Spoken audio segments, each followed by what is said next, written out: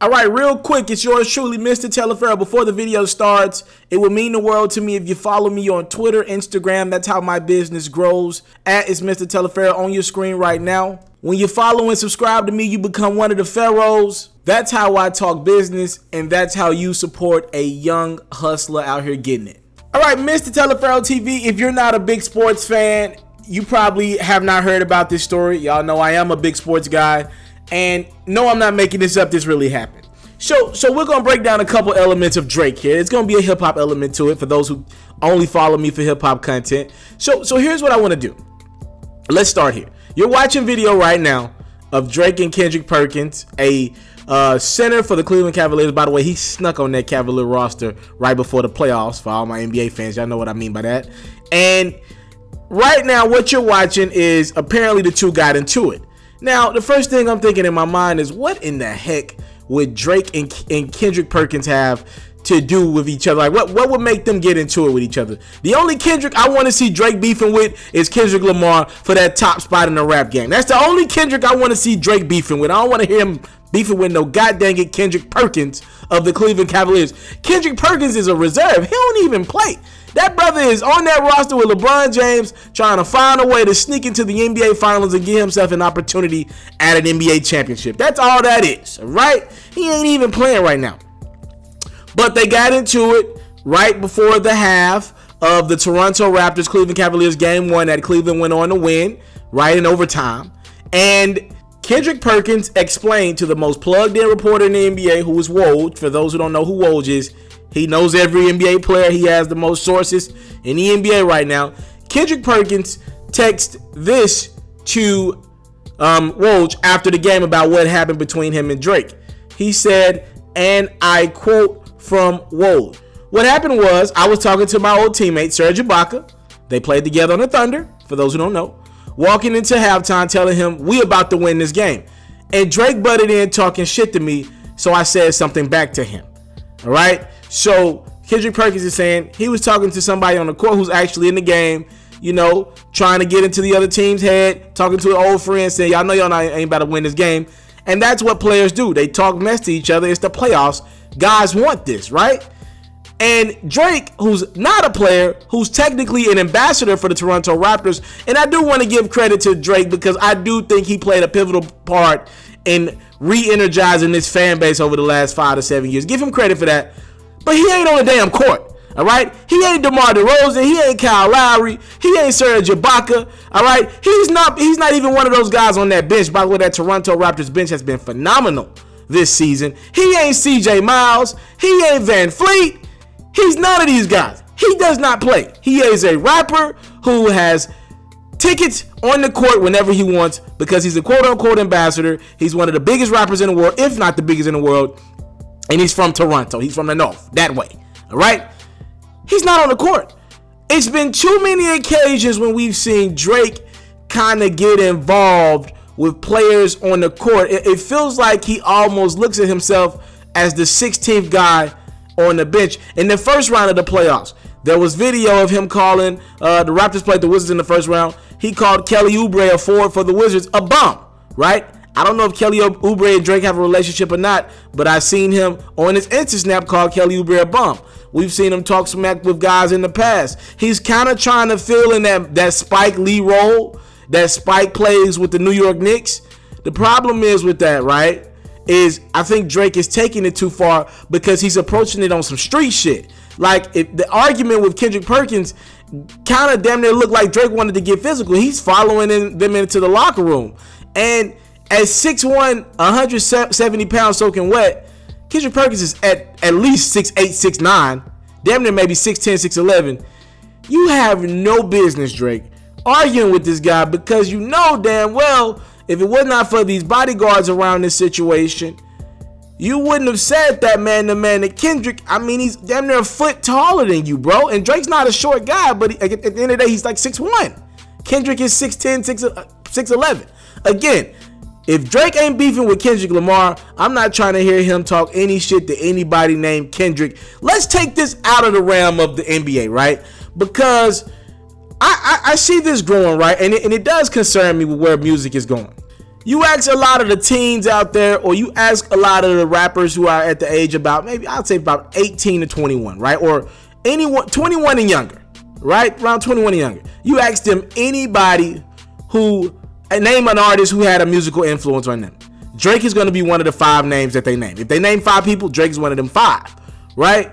And what we take for granted with Drake is that Drake came from acting. And Drake has been one of the best artists. I think he's been the best all time at playing the role, selling you the narrative, damn near using his acting skills from Degrassi in rap. I think he's done it time and time again. He's been the lovable guy with Take Care. He's also been the savage in a few records, right? He's played the savage Drake. He's out shit. He's also been the bully, right? Or the great rapper with the Meek Mill beef. Drake has played so many different characters. One of the characters that I feel like he's played is the street dude. I don't know how plugged in Drake is or not, but at this point, does it really matter because he's got money, right? He's got money. He can pay for whatever protection he needs. You know what I mean? I'm not trying to say the brother's getting extorted. I'm not saying he's not connected, but Drake can pretty much do is what he wants in Toronto because he's protected. As a matter of fact, he can do what he wants to in a lot of cities he's protected, just to be honest with you. And if you want to really break shit down, another character Drake has played is he makes you feel as if though he's from your city. He's made you feel as if though he's from Memphis. He's made you feel as if though he's from Atlanta. I know he has Memphis ties, by the way, but he's made you feel as if though he's from Houston. He's made you feel as if though he's from New York from time to time. He's made you feel as if though he was born somewhere in 4 p.m. in California, whatever the hell he rapped about. Like, he's been so great at switching the narratives when he needs to. In a few weeks, we're about to get a new Drake album in June, as a matter of fact, end of June. He's about you, from what I've been told, he's about to make you feel like he's the hungry rapper coming up. I heard this is hungry Drake rapping, right? So he's done a phenomenal job of every album. He's selling you a different character, a different narrative. We've seen him walk on stage and say he's been in love with Rihanna since he was like 19, 20, 21, whatever. We've seen him walk on stage and say he loves J-Lo. We've seen him walk on stage and get tats of different artists and Denzel. He's just phenomenal at that. He's great at that. Here's what I'm not finna allow Drake to do. He not finna be the street dude as well. Y'all ain't finna tell me that this guy, and I'm not trying to disrespect Drake, has morphed into the scary big bad dude that can be talking any kind of way to 6'10", 6'11" dudes, talking shit to them as if he's gonna touch somebody up. I'm sorry. I'm not trying to advocate that I'm the tough guy, but I damn sure know that's not the tough guy. That is the same person. That is not a photoshopped image. That is yours truly, Drizzy Drake, years ago. I just think it is absolutely ludicrous to ever hear Drake when he gets on a record with like the Migos or something like that and talk about how he gonna shoot something up or how we got shooters that are come on, bruh, that ain't your narrative. But he's great at switching that narrative, so he's able to talk being the street dude in certain situations. And as hip-hop fans, we allow it. We let Drake get a pass because he's Drake, right? We just give him so many breaks. And I don't know if that's the thing we should be doing. I've always told you, I have no problem with people talking about real street shit and raps. I just wanted to be real. Like the first word I said was real. I just wanted to really be your life. I just wanted to really be your experiences. And I'm not really for people advocating for kids to be doing shit. But if it's really your life and you're really telling me what you had to do to get to your position that you had to get to, you know what I mean, to make it and come up, I'll accept it as art. I'm fine with that. But let it be your art, not anyone else's life. And the fact that this to me is just culminating what everything Drake has been able to get away with the last 4 to 6 years in rap. This dude talking shit to Kendrick. Also, Drake went in Philadelphia and dissed Meek Mill.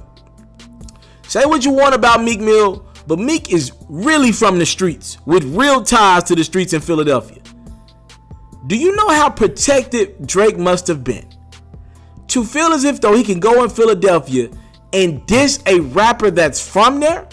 There's not a rapper in the last 10 to 15 years more tied to Philadelphia. There's not, maybe you can argue Kevin Hart, but there's not a person more tied to Philadelphia in the mainstream world the last 10 to 15 years than Meek Mill is to Philadelphia.